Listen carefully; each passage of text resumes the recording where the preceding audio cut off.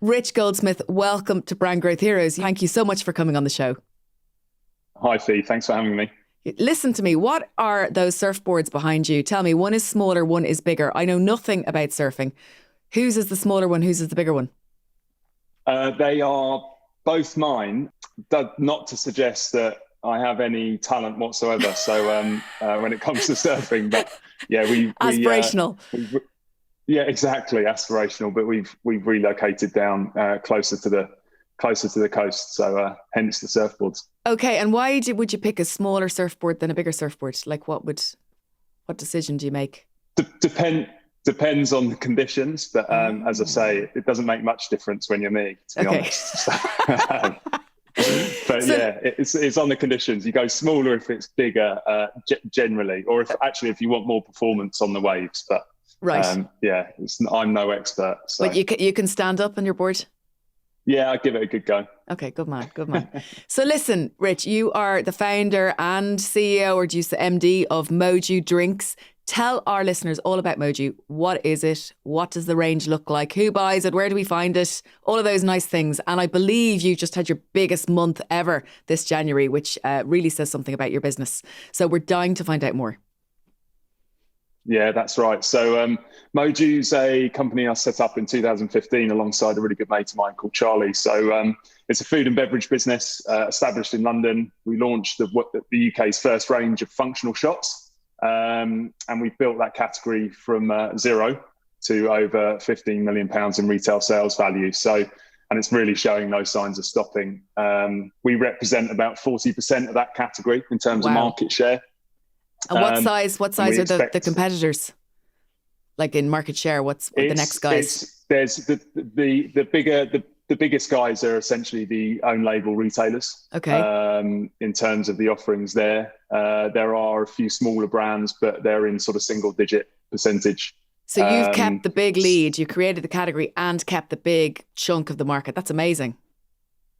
That's right. Yeah. And we expect to grow sort of high double digits again this year. So as I said, it's a category that it's an insurgent category that really has only been around for less than 5 years, significantly less than 5 years. Wow. Actually. We launched shots in 2016 into grocery retail. And so it's grown to that size in that time. I mean, it actually, funny enough, it was outpacing the growth, and it was bigger than no-low alcohol for no way. At least last year. So there's obviously not as much hype around it. There's a lot of hype around certain categories at the moment, but this is one that's sort of building in the background and really serving a consumer need that has been missing. So talk to us, for those of our listeners who don't know yet what we're talking about in terms of shots. So what do they look like and what's inside the product generally, and why are your products different? Yeah, so there's our range consists of 4 products at the moment: a ginger shot, a turmeric shot, a vitamin C shot, and a vitamin D shot, and they come in 2 formats. Okay. So a 60 ml shot, so it's a grab and go, little one like that, palm of your hand type thing. Okay. And then a take home product, which is 500 ml, and that's which is essentially the bigger, same chunky product. Bottle. Yeah, exactly, bigger bottle. I really like that bottle. Yeah, it's distinctive as well, which is obviously super important. And what's really interesting about the take-home format is, one, the habitual nature of the product really suits the dosing bottle format and take-home format. So people tend to take it on a daily basis. It's becoming a fridge staple. Right. And the way that we've done that is, of course, utilize the bigger format, rather than saying, let's create a multi-pack out of, say, 6, 7, 8 shots, which is obviously more wasteful from a packaging perspective. Sure. So who would take one of these shots and, like, is it literally like a shot of goodness? It's that, and it's got a real whack as well. So it's potent, it's powerful. Across the range, we really focus on that experience. And it has to be a memorable experience. It's got to be something that's quite motivating. We say there's nothing more motivating than a hit of a Moju shot. And really, that's why our fans are into us.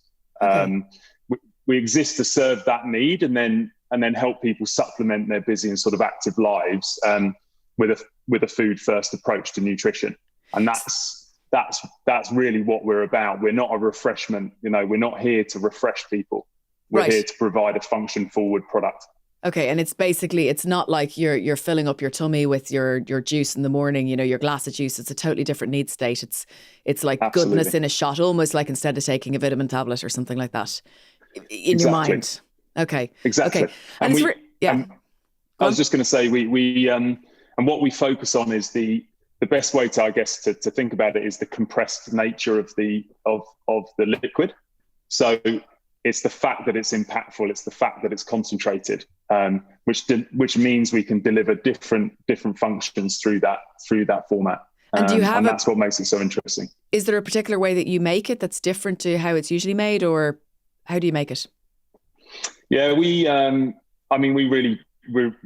I guess we might touch on this later when it comes to kind of the differentiating factors, and it's quality for us. So it's a relentless pursuit of quality, and that is one, using whole ingredients. So it's a very abnormal position to be in, where you get a company making the bulk of their product, the majority of their product from whole ingredients, pressed fresh in the factory every day.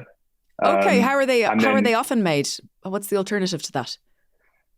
They'll often be pureed, so at point of production. So they'll be pureed, pasteurized, and then shipped over in barrels. So you've got a product which is essentially denatured by definition because it's been heated. We don't do that. So we actually press the whole ingredient, and we work on a minimal processing methodology. So we use a process called HPP, which basically is kinder to the ingredients. It doesn't heat them to a point at which they will denature. Okay, fab. So who buys you now? What kind of people do you find buy Moju and have it in the fridge, or will buy a shot out and about? Yeah, it's very much active people. I mean, that's our core audience. People who are naturally more inclined to be active each day. I mean, it applies to a lot of people nowadays. Everyone's very, very busy and pretty active. So, and that's why we're here. We're basically here to support that type of lifestyle. So, the typical Moju consumer is really kind of atypical, because we've got a very large female audience, but then at the same time, it probably weights slightly towards the female audience, about 60-40, maybe a little less now. But it's a broad range of people from all walks of life. And again, that's what makes it so interesting. And that's part of our brand positioning as well, is that, we're not here to serve a little niche audience of people who are into yoga and things like that. We're here to actually provide a product that a lot of people can get into and engage with. So one of the things I always say, actually, when I'm talking to clients or in talks and stuff, is that often insurgent brands find a way of democratizing a niche and bringing it to the mass market, don't they? And that's how you drive that growth, which is really what you're doing. So what size are you now? What size is the category? You said 15 million. What kind of size are you guys? And you just had your biggest month in January. Talk to us about that. Yeah, so we're on to do nigh on sort of 9 million in retail sales this year. Can I just say that is such a shock, because I've only ever seen you really when I'm in London, because I don't think you're much in Ireland yet, are you? But whenever I go and do safaris in London and walking around the shops and looking at it, and your stand out in Whole Foods, it's just amazing. I never thought people would be buying 9 million quid's worth of this stuff in less than how many years? 5 years? Yeah, less than 5 years. So that's massive, Rich. If we hit our it's quite significant. And I don't think everybody knows that, do they? I mean, that's pretty big. No, and I don't know whether that's it speaks to the way that we've sort of grown the business, and the way that Charlie and I are. Right. We tend to kind of build things without much noise. Okay. But it is a case of more noise is coming. Because it's now starting to really pick up pace. I mean, when you're building a category that's entirely novel, it takes time. And building a brand, as you know, also takes time. Yeah. It's not an overnight thing. So why? How have you done it? I mean, how have you got to 9 million in this quiet, not so gentle way? You've obviously been making noise in the right place. Otherwise, you wouldn't have got to 9 million in retail sales in that short a time. Yeah. What is it that has worked for you? Um, I know well, that's I a big think question. there's a few things. I guess we built something truly differentiated is one aspect, Right. and we've been relentlessly focused on that one thing. Okay. And by that I mean is in the category that we're in, it's quite a complex concept to get your head around, the fact that you have a format that you can deliver a lot of need states through, or serve a lot of need states and deliver a lot of different functionalities through. So you have to really be focused on that thing to really understand how that category works, and then what the consumers are buying into. So that's what we've been relentlessly focused on. Okay. And I guess the way that we've continued to build and stay out ahead and continue to grow the category, I guess, is that, constantly pushing innovation, constantly being different in our DNA as well. So I guess we're getting more people entering the category, but we welcome that. That's not a bad thing. That's helping to swell and grow the category, as in a bigger sense. So, and the fact that differentiation is in our DNA, I guess that means anyone who comes into the category is just kind of constantly playing catch up. Right.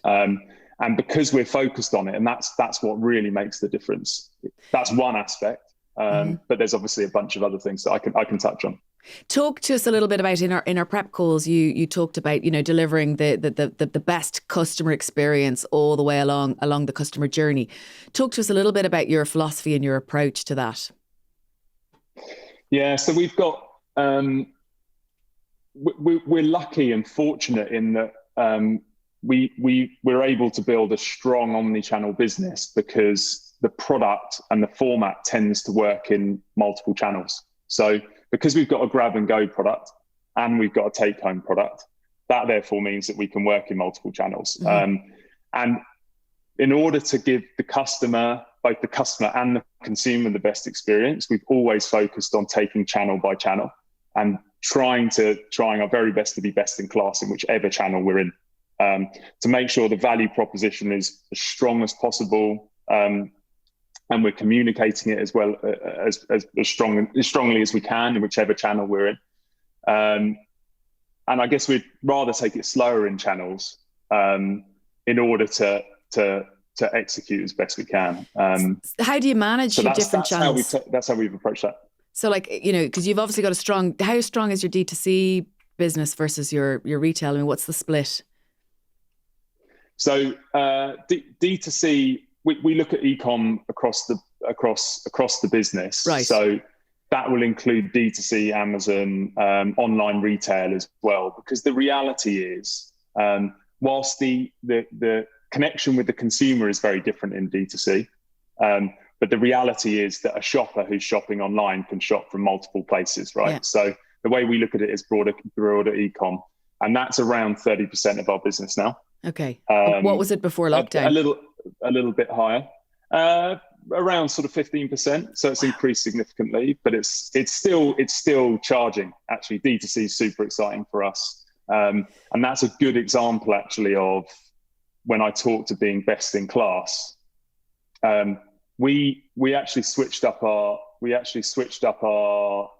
website in April last year, just after the first lockdown. Okay. And that was off the back of a rebrand as well.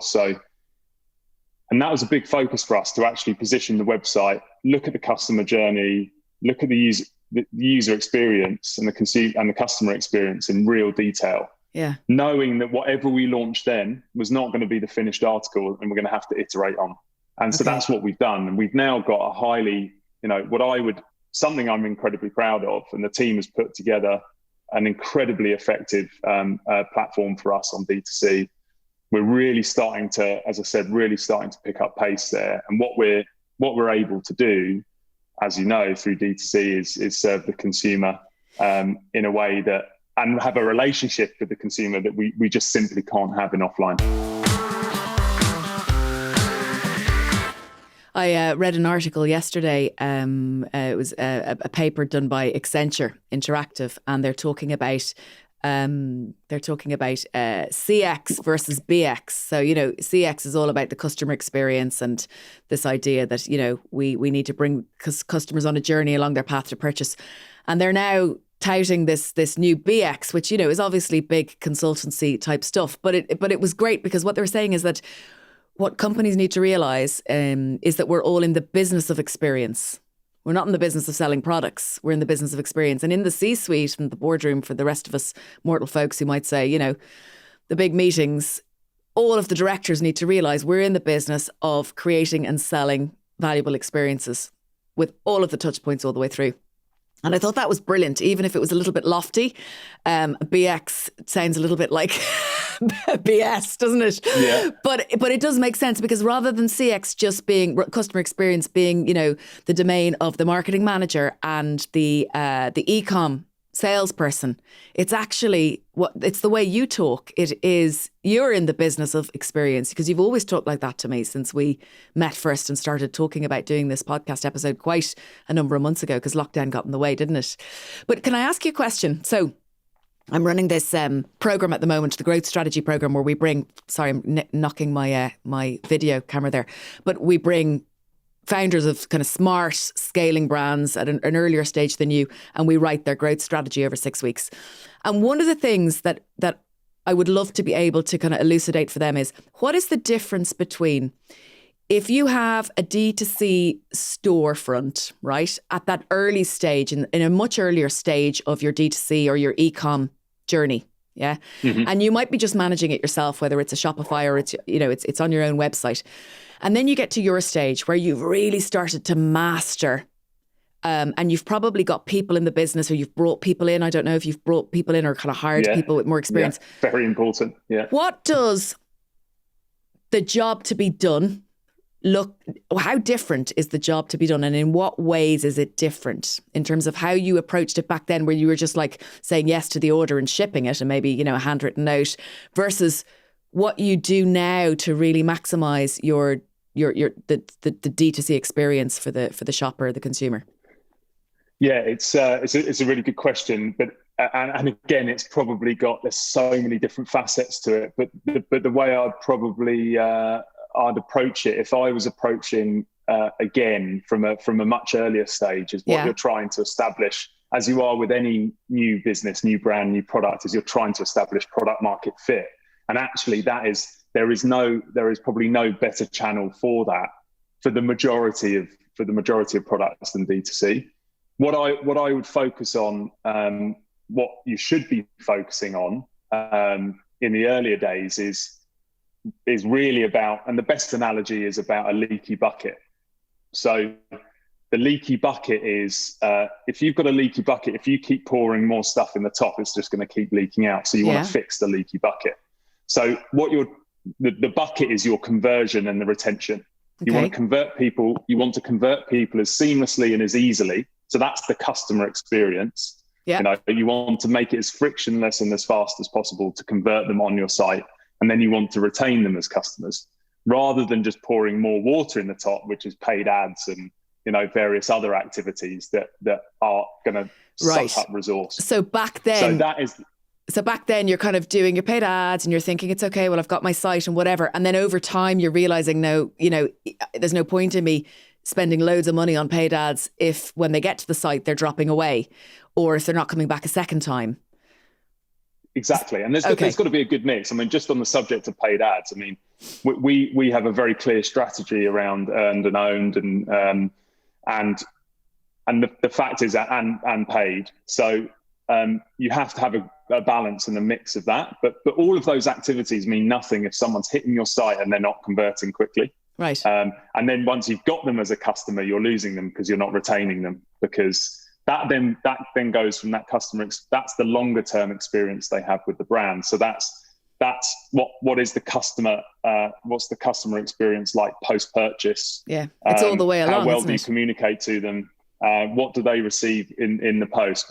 What to your point, is it a handwritten note? Is it something more generic, etc.? Mm-hmm. And there's some brilliant brands out there who have managed to master that experience at relative scale as well. Yeah, and then all the way to when you open the product, does the cap hurt the inside of your hand, and does it mess your hand? And then when you drink it, are you just overwhelmed by how amazing the product is? You know, I was putting together a worksheet for the January cohort who I'm working with at the moment, and a friend of mine from the States who was coming in as an expert Q&A on one of our workshops said to me, he said, Fee, you've missed one thing on that sheet, because you've talked about, it was about more the marketing mix, and I was talking about, you know, what's your product and your range and your pricing and all the rest of it. And he said, you've missed one key thing, which is how bloody amazing is your product, you know? And it was true. I hadn't put it on there, but it was like, you need to stick it up at the top. You know, how amazing is your product? And I saw this amazing thing yesterday, which I put on LinkedIn, which was ask yourself the question, you know, what is not so amazing about your product? What's not so awesome about your product right now that you need to fix? Because often we don't look at that, and we don't say, right, well, let's call it out and let's say, what's not so great about my product? But it comes back to this journey, doesn't it? Even if you get them through the website, it's really easy technically for them to convert. And also in terms of the messaging and the visuals and all of the kind of the social proof, it's all there, and they convert and they buy it and it arrives. But then the actual product itself doesn't deliver, or the packaging and the opening and the usage doesn't deliver. It'll let you down, right?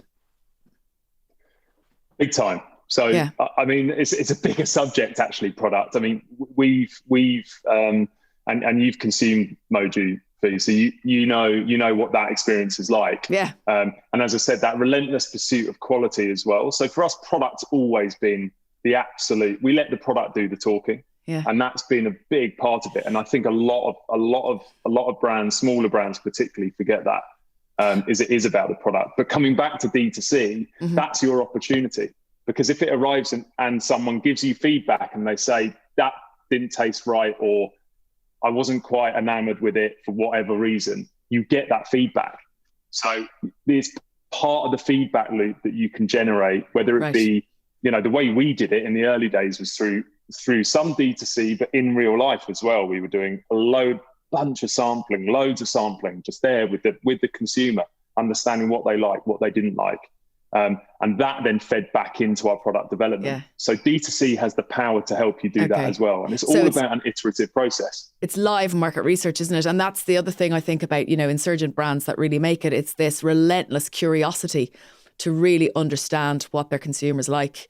Yours for you know, what you just talked about there. Sampling wasn't just because you thought, oh, well, if people try it, maybe they'll buy it. Sampling was just as much, if not more, to find out what they did like. And then again, you know, iteratively change and, you know, make it better. Exactly. Okay. Exactly. So did you bring someone in just to wrap up on the D2C side? I know we'll keep touching on it as we go through, but did you decide at a certain point that it was time to bring in someone who knew more than you did? Yeah, absolutely. I mean, that happened quite quickly, to be honest. Okay. In terms of, you know, it's something that you can muddle through and you can figure stuff out as you go along. It's the same as across, again, it's no different to any other channel or the rest of the business. You can get through and you can figure it out, but it takes you a lot longer. Yeah. And it's a fast moving channel, and you have to iterate, and you have to have a mind to iterate very, very quickly. So we've brought some amazing people in, but what I'd say to those who are earlier in their journey is there's also some really great freelance consultants who you can bring into the mix, and they can help you establish a strong platform from which to grow. But there's always inevitably an inflection point where you actually have to likely bring that talent in house, because if you're really serious about the channel, you're going to get a barrage of LinkedIn requests now of people going, you mentioned on the podcast that you know a load of really good consultants. Please, can you give us a name? So get ready for that. So look, talk to us a little. I'll ask them if they're willing to be put out into the world. Yeah, great. I'm sure they're not going to say no to that. So look, talk to us briefly about the different stages that the business has gone through. And I'm aware of time, so and there's loads more I want to get through. But just really briefly, what would you say the big phases are? So people who are listening can say, right, I'm in that phase. That's going to be my next phase. And just one thing on that, sorry. Yeah. What kind of changes did you need to make in terms of team or resources or capabilities for each of those big phases? Yeah, so phases will be, I'll caveat this with phases will be very different for each business, but they do tend to follow a bit of a theme if you as a business, and we'll likely get on to funding and financing later, but if as a business you've gone through what is now the more traditional approach in the UK, which is angel rounds and EIS and SEIS investment, etc., you tend to follow a relatively similar path. So the early phase for us was, real grassroots stuff. So in the early days, we were selling at music festivals. We were growing the brand through sort of specialty coffee shops in London. That's something that I would always be a massive proponent for, is find a channel where you are pretty much the only person in that channel doing what you're doing. And then just absolutely go after it. Have faith in the fact that that's going to work. So we identified specialty coffee in London. There's a lot of coffee shops there. No one was selling the product that we were selling in there. No one was providing the service we were. No one was going around knocking on doors and following up each week and seeing how sales were. So it gave us this captive channel to go after. Now that is I would always be a proponent for that when you're building grassroots, rather than jumping into bigger stream, again, because we could learn. And also it meant that we actually generated quite significant sales out of and it was a very relevant target audience, early adopter type crowd who are drinking specialty coffee, busy, on the move, buying them alongside their coffee in the morning. So we had that. And then we also had a small e-com channel, as I said. So in terms of D2C, so we were always doing an element of D2C. So that was the first phase. And that was also sampling and things like that, getting to understand what the consumer was into, what they weren't. And were you making it? Really, where were you making it then? Sorry to interrupt you, but where were you making the product there? So we had outsourced by that point, really. Okay. So Charlie and I were, without going into the tradition, it's a bit of a well-trodden path now. I think it can get a little boring, to be honest. Why we started this business. Yeah. Two corporate blokes who got fed up with corporate life, then started, juicing ginger in their kitchen. Changed your life. Basically what happened. So changed their life. So we started, but it is. It's the truth. No, I know. It's the truth. It's brilliant. And that's why you finally continued to change your life. And now I'm really jealous because you got 2 surfboards and an amazing looking office down on the south coast, right? Yeah, it's and a Peloton. I can see it. Well, yeah, don't tell the local thieves though. They'll be straight in here. Oh Jesus. It's not a Peloton. It's a total fake one. That's okay. Yeah, it's a rip off, yeah. No, so we did make the products ourselves for a period of time, but we always had the eye on co-manufacturing. In our category, it makes a lot of sense to co-manufacture. It helps to keep the business lean in certain areas. There's not huge capex investment, and there's a lot of economies in scale of buying fruit, veg, spices, botanicals, and things like that. So, which would be very difficult to achieve if we were building it ourselves. So that was the early stage. Yeah. Then we launched into bigger retail. So phase 2 was sort of launching into bigger retail, pulling every single lever we possibly could to drive rate of sale performance and sort of delivering against operational KPIs. So by operational KPIs, I mean availability, making sure that we weren't shorting the retailers. So we were doing, again, customer experience, but this time your customer is the retailer. Right. We were early in the journey, but what we did know is that we had to do what we said we were going to do. And that included, from a sales perspective, making sure we were driving rate of sale, which again, because we had strong product market fit and it was a great product, even though it was a smaller brand, people were buying it and then they were coming back to buy it again. And that's what's super important. Did that mean even going into store and making sure it was on shelf just because you had a listing didn't mean it was going to be stocked in the right place at the right time? Definitely, all of that stuff. The stuff that is hard, hard work, hard graft, wearing out, the old expression of wearing out shoe leather. Yeah. But that is it. It's not very profitable years, those years. No, very challenging. And when you're particularly in a beverage business as well, as you know, beverage is particularly capitally intensive and can be. So it was expensive. So you have to have the right, this comes to the financing again, you have to have the right investors and angels who understand that it's going to be an expensive journey. And did you have investors and angels at that point? It is. We did. By this point, we had brought on a smaller group from various backgrounds, angels who, some industry guys, but then also some finance type guys, and they've been really supportive throughout. And they've kind of let us get on with it as well, which is really important in my view. Rather than giving us loads of demands each week for information. So they've just let us get on with it, and we've always done what we said we're going to do, and that's what's super important. So that was phase 2, really, was getting it into bigger retail, but then driving rate of sale. Then I'd say the third phase was really about building on community, and that's through social, in real life, as I've mentioned as well. So that's supporting run clubs, CrossFit, cycling. So these are our core audiences, particularly in the earlier days, but even so now. And then a bunch of other sort of sub-elite, as we call them, an elite level sport. So by sub-elite, it's people who are casual, but maybe, casual, still working, but are elite level sort of marathon runners and stuff like that. So we're supporting those different communities, but we're very focused on an active consumer. Right. And we now also count multiple Premiership rugby and football teams as customers of Moju. So wow. I think we've got, at last count, 13 Premiership football clubs who actually buy Moju and incorporate that into their nutrition protocols. That's amazing. It's a significant thing. And that I would say is the third phase, because that's the real brand building part and the community building part. And that's why they're so closely linked.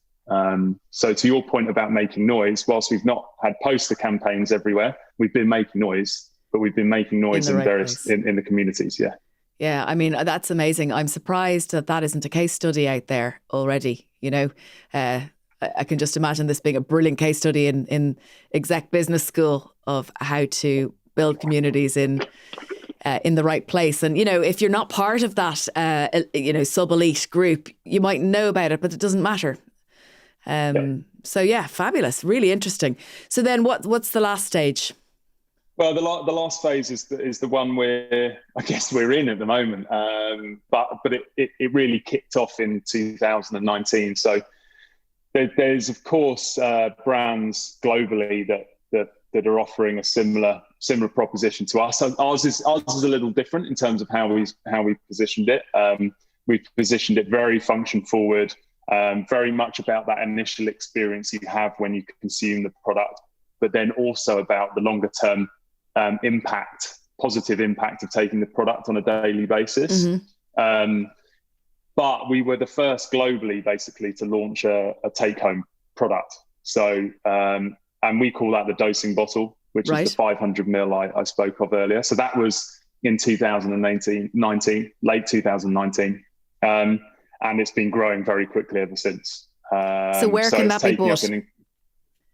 Across the board. So Sainsbury's, Waitrose, Ocado, Amazon, D2C. Not in.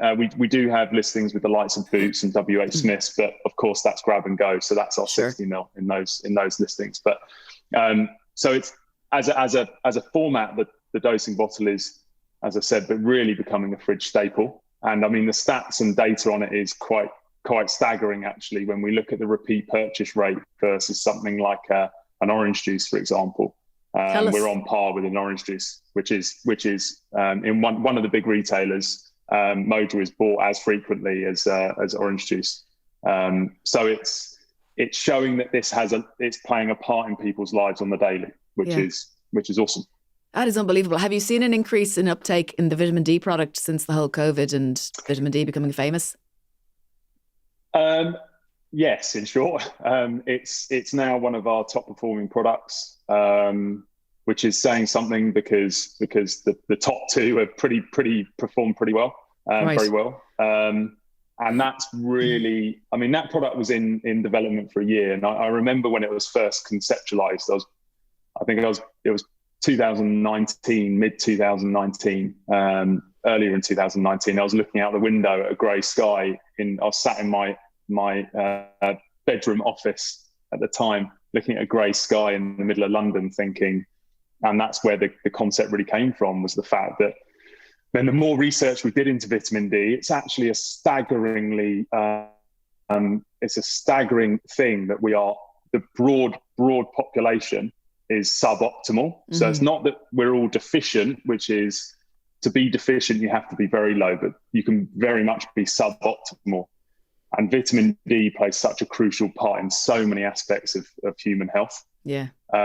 And the fact that we are also suboptimal is staggering and actually quite scary in a way.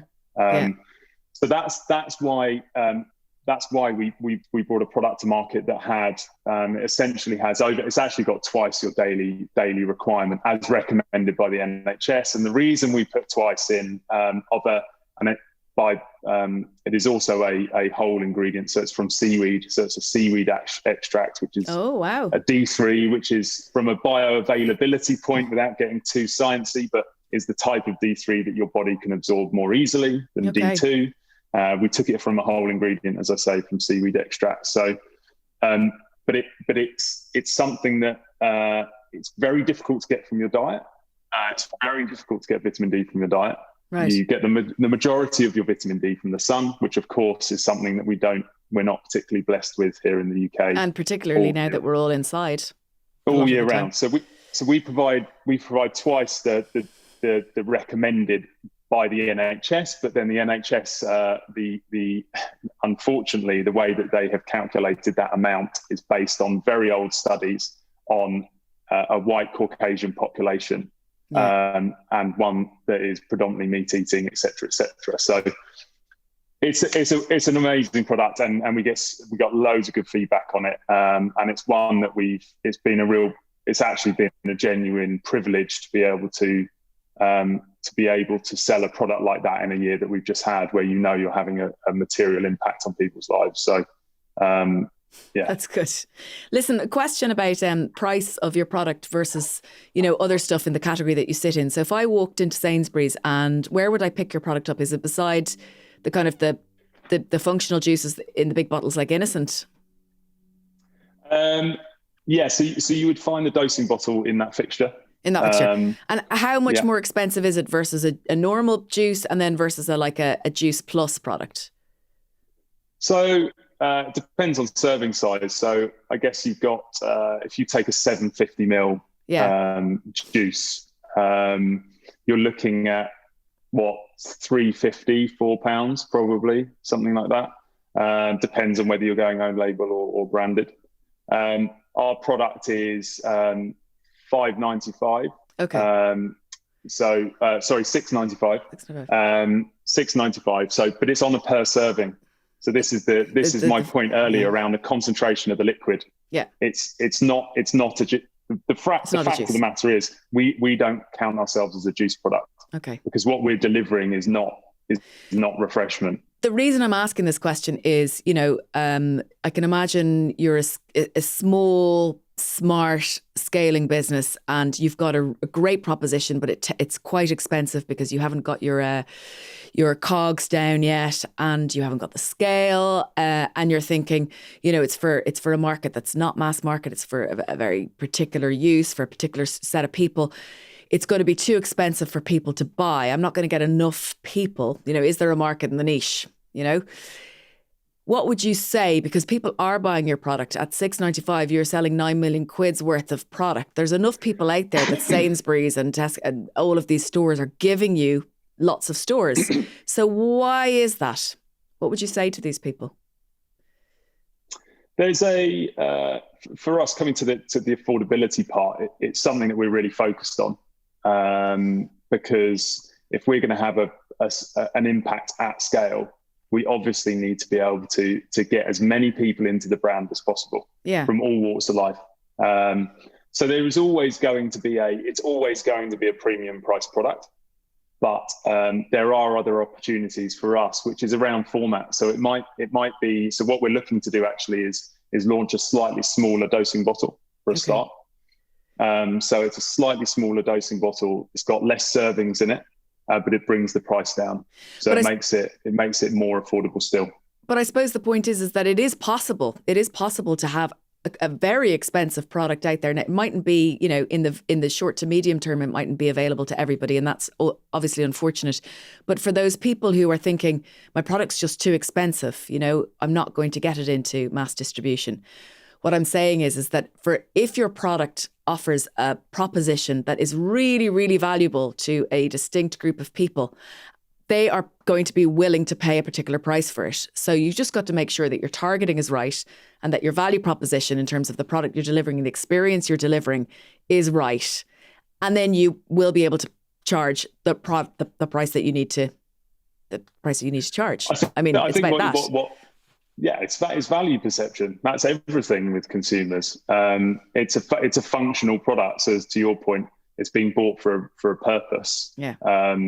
Not just to satiate people or to hydrate them. So it's being bought for a purpose. So it's value perception. So that's all down to experience. Yeah. Now, the barrier, the challenge, of course, is to get someone first time to pick up that bigger dosing bottle at that price. That's where, for us, our grab and go is a really useful way for us to get people into the brand at a lower price point, so they can experience the product. But the experience and the value perception is absolutely crucial. And that is why there's other brands who have entered the category, including very large incumbents who've entered the category, that we are, you know, that we've got at the moment, we have absolutely no problem with. It's good that they're entering the category. They're validating the concept and the format. But the experience they're delivering is very subpar. And that's why they're not performing. So, Rich, you said before we started the show that you're at a really interesting stage of the business in terms of financing and financing deals. Can you talk to us a little bit about where you're at with that right now? Yeah, it is an exciting phase for us. Which we touched on earlier. We've grown the business through the support of angels, really, multiple rounds. Smaller rounds, but it's allowed us to go at the pace we needed to go at.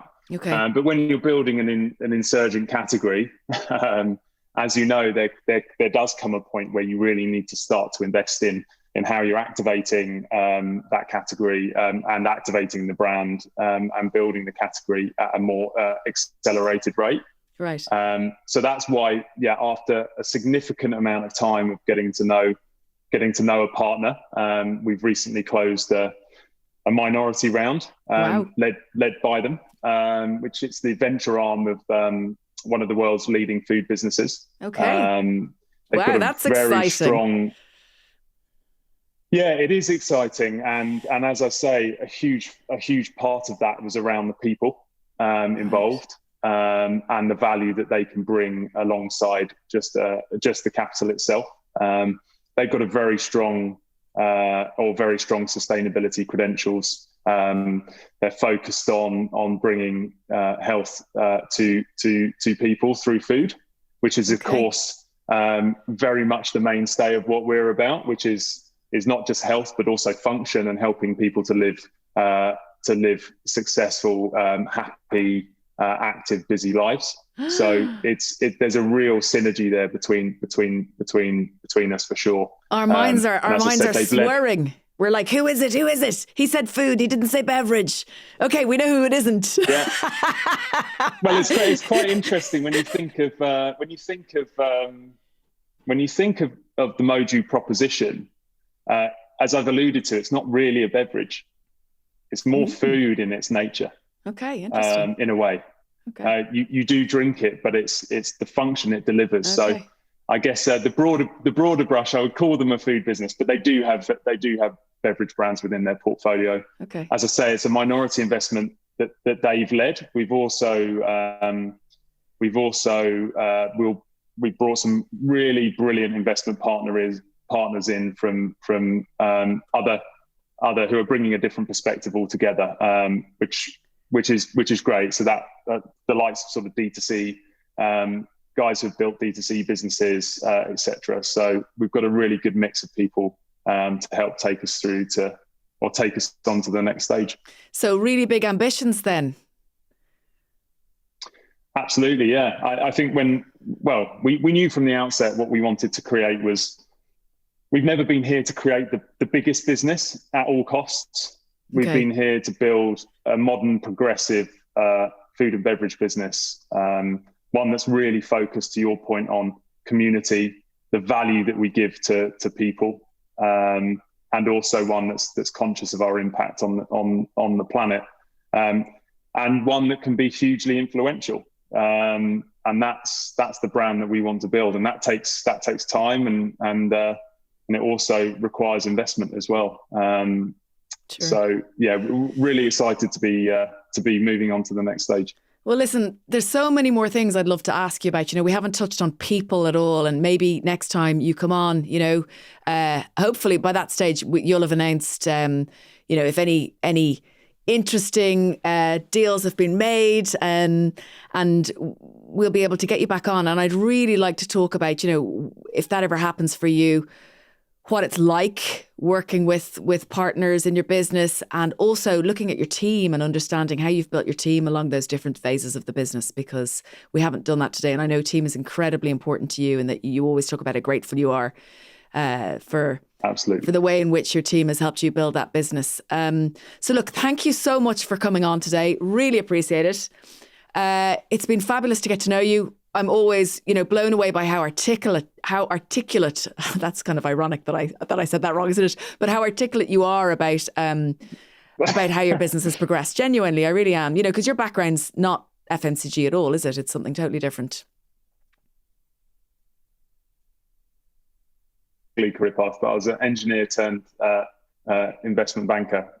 Right. My sins. Okay. Yeah. So anyway, you really talk really clearly, and it's really helped me understand a lot of things, and I'm sure it's helping the listeners as well. Thank you so much, Rich. We will check in with you again in 6 or 8 months, and I've really enjoyed the show. So thanks so much. Yeah, thoroughly enjoyed it. Thanks, Fee, and cheers for having me on. Oh, thank you. Bye now.